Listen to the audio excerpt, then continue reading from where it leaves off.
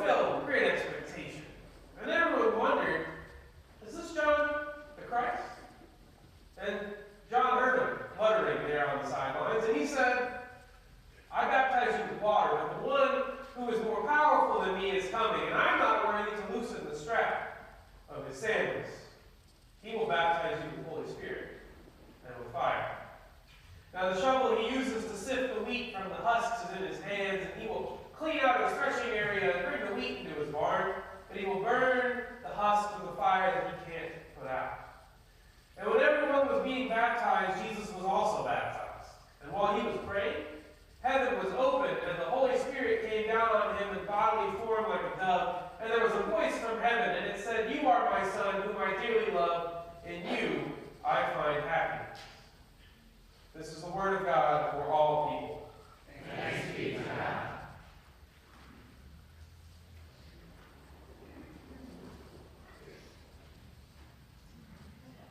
I'm not going to get used to that.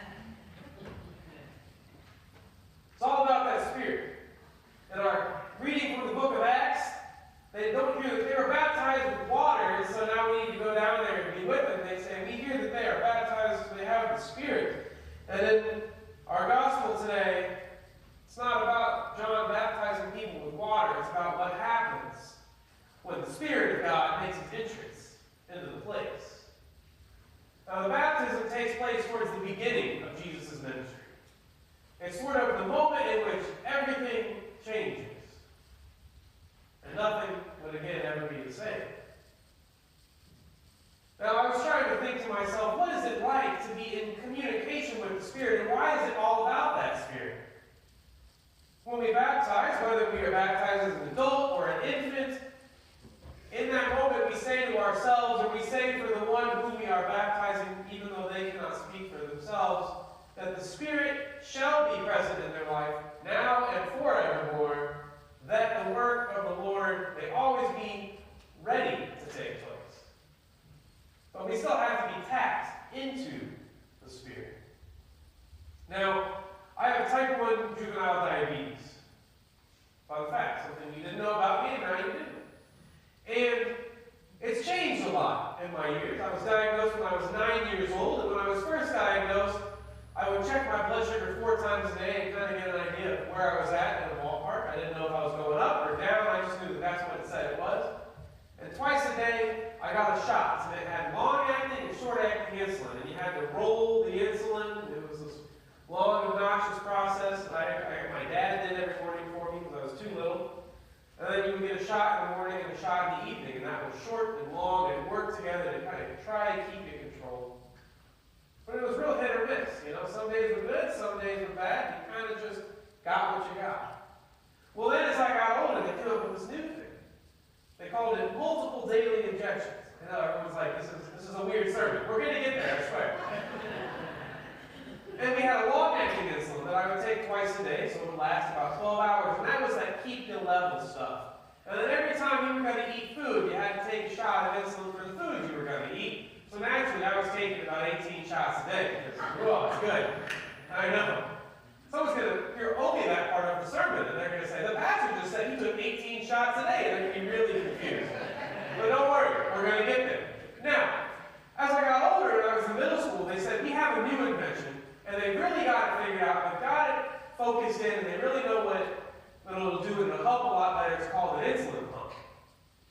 And what it is you have a little sight on your body, and the pump is hooked into it, and you put your insulin dose in a computer program in it, and it just drips the insulin all day long. You don't have to deal with all these shots and all that stuff. You're just hooked into it, and it works. And then when you want to eat, you just tell the thing, I'm eating, you say how much carbs you're eating, and you give yourself a big old dose of insulin. Well, now, I have an insulin pump, and I have a patch on my arm. Right here, you can't see it, it's underneath my shirt. And it checks my blood sugar every 5 minutes. And it talks to my pump.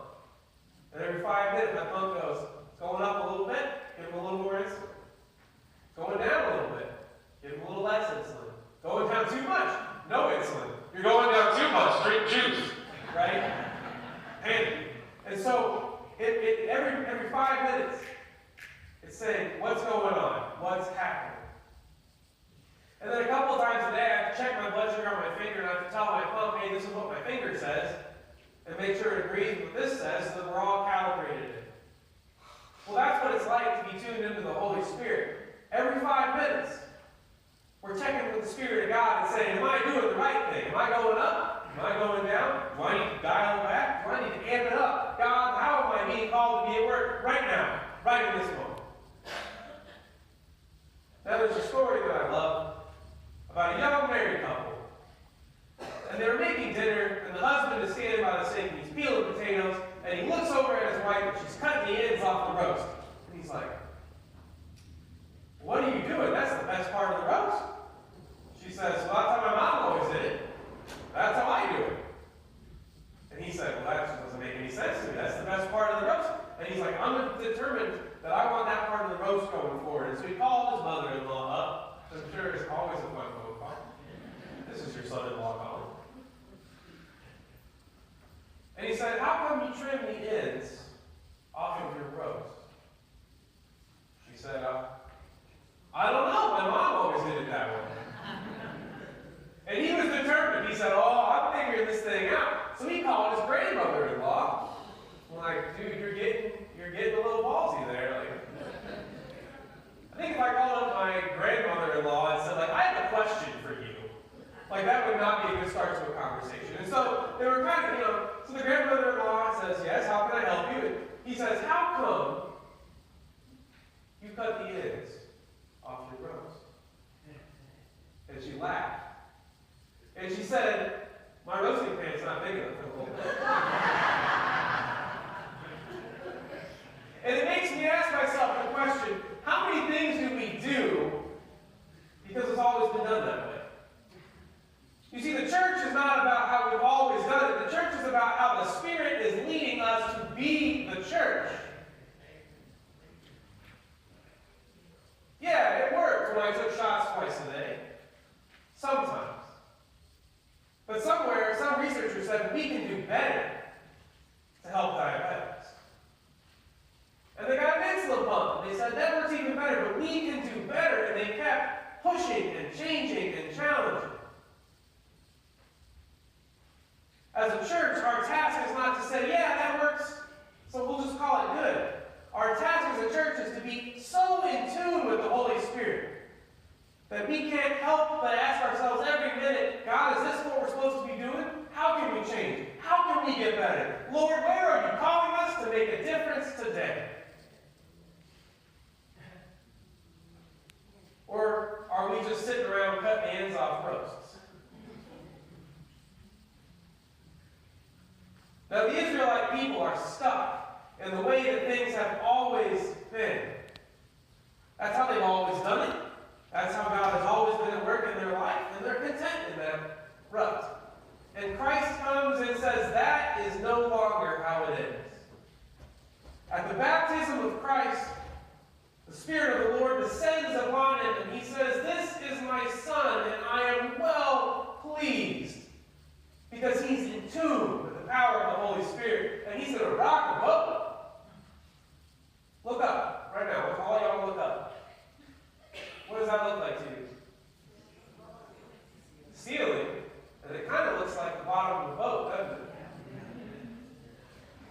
The power of the Holy Spirit isn't the power for the status quo, and it isn't the power for complacency. It's the power that challenges us to look at society and ask ourselves, what needs to be fixed? What needs to be changed? That is the power that drives all of the things that have to happen to make us a better world. The Holy Spirit rocks the boat, whether the boat is the church, our communities, or our lives. And if we are in tune with it, every 5 minutes we're checking in with the Holy Spirit. And we're asking the Spirit, where are we at? What do I need to do? And then every so often we come to church and we check in. We open the Bible and we calibrate ourselves and make sure that we're in tune with the Spirit and moving in proper direction with it. So that we don't find ourselves as a people of faith adrift and rudderless with the wind of the Spirit somewhere else, blowing somebody else in a different direction than ourselves. So at the baptism of the Lord, we realize that it's not about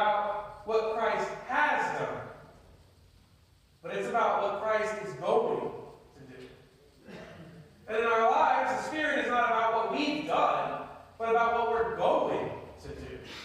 If only we could tap into the power of the Spirit, that we could be moved in that direction. So your task and my task